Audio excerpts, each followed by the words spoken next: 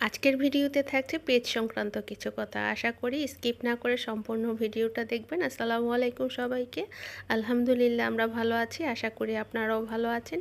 যে যেখান থেকে দেখছেন সম্পূর্ণ ভিডিওটি দেখার জন্য আমন্ত্রণ রইল। আমি যেটা বাছতেছি এটাকে কিন্তু কলার মোচা বলে।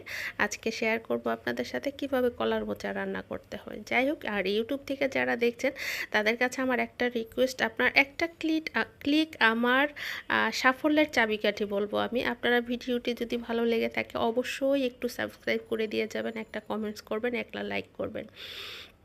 যাই হোক, এখানে আমি যে কলার মোচাটা নিয়েছি এটা অ্যাকচুয়ালি আমি আমার ঘরে যে কাজ করে আপাকে বাছতে দিয়েছিলাম, তো আপা সম্পূর্ণ বাছতে পারেনি, মানে কিছু কিছু বাকি রেখেই সে বেছে দিয়ে চলে গেছে। তো আমার যেহেতু সব কিছু আবার খুঁটিয়ে খুঁটিয়ে দেখার অভ্যাস, তো খুঁটিয়ে দেখতে যেয়ে দেখলাম যে অনেকগুলোই তার বাছা হয়নি।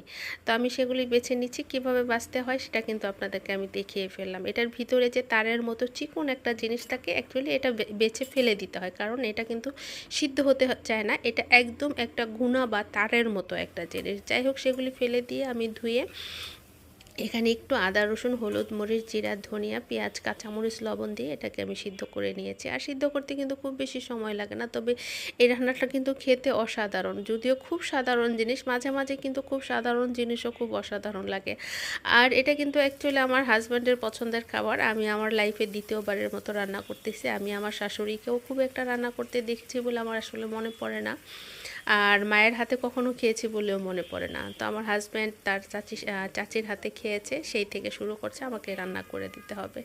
তো ভাবলাম যে ঠিক আছে একটু ট্রাই করি। তো প্রথমবার রান্না করেছিলাম, মোটামুটি হয়েছে। দ্বিতীয়বারে এসে অবশ্য পারফেক্ট হয়েছে। এখানে আমি একটু শুকনা মরিচ, তারপরে হচ্ছে গুঁড়া চিংড়ি আর হচ্ছে পেঁয়াজ আর রসুন কুচি দিয়ে দিছি। তারপরে দিয়ে দিলাম আমি যে কলার মোচাগুলি সিদ্ধ করেছিলাম, সেগুলি আমি ব্লেন্ড করে রেখেছিলাম। সেগুলি দিয়ে এখন আমি এটাকে ভাজা ভাজা করব। আর আমি আসলে এটা সরিষার তেল দিয়ে রান্না করা উচিত ছিল। আমি যেহেতু সয়াবিন তেল দিয়ে অভ্যস্ত, হঠাৎ করে আমি সরিষার তেল না দিয়ে আমি অ্যাকচুয়ালি সয়াবিন তেলটা এখানে ব্যবহার করে ফেলেছি। এটা অবশ্য আমি ভুলে করেছি, তবে এখানে সরিষার তেলটা দিলে খাবারটা আরও অনেক গুণ বেশি টেস্টি হতো। আর এখানে আমি ধনিয়া পাতা দিয়ে দিলাম।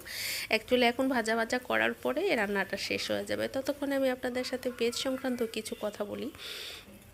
আমরা ইদানিং একটা ফিচার দেখতে পাচ্ছি, সেটা হচ্ছে মেড উইথ এআই।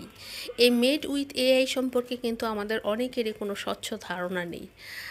আমিও যে খুব বেশি কিছু জানতাম তা না, বাট আমি অলওয়েজ পেজ সংক্রান্ত আলোচনাগুলি শুনি এবং বুঝার চেষ্টা করি, বুঝে কাজ করার চেষ্টা করি।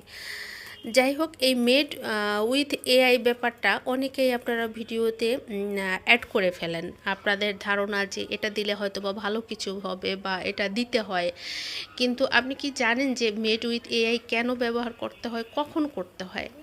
আপনি যদি আপনার মোবাইল দিয়ে একটা ভিডিও করেন, আপনার নিজস্ব একটা ভয়েস দেন, এটা কিন্তু সম্পূর্ণ আপনার নিজের কন্টেন্ট। আপনার কিন্তু এটা মেড উইথ এআইতে যাবে না। মেড এআইতে যদি আপনি কন্টেন্ট তৈরি করেন, সেক্ষেত্রে আপনি মেড উইথ এআইটা ব্যবহার করবেন, নয়তো কিন্তু এই মেড উইথ এআইটা ব্যবহার করবেন না।